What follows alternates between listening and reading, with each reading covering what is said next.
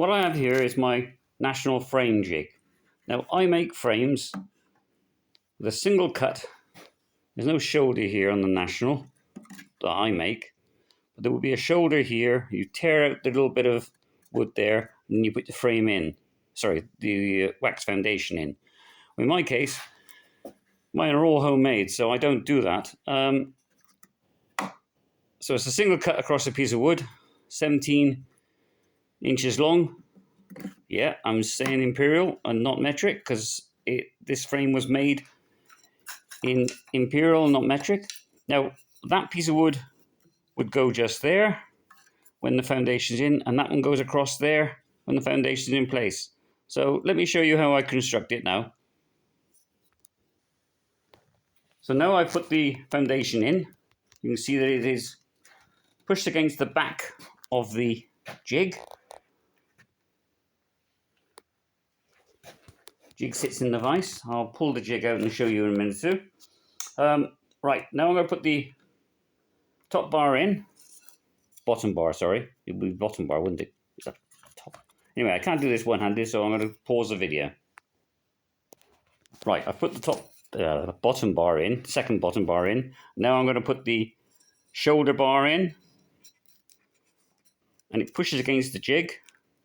And then I use the nail gun. And I put all those with brad nails in there.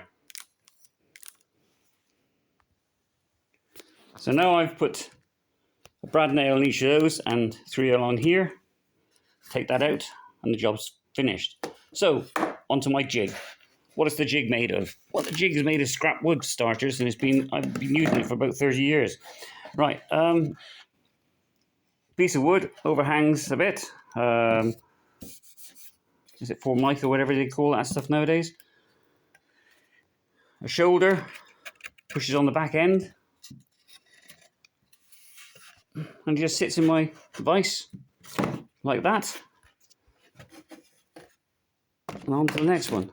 See, the shoulder pushes against that bit, the back end. Makes it nice and tight. Shoulder pushes against the back end. See? Like that. It's nice and tight, nice firm finish. In fact, if you think about it, that gives me a fraction more comb there for the bees to put honey into. So my comb, or my frames, are more economical. I get value for bucks out of mine. Anyway, I make mine from whatever softwood I can get hold of. And yeah, I'm quite happy with them.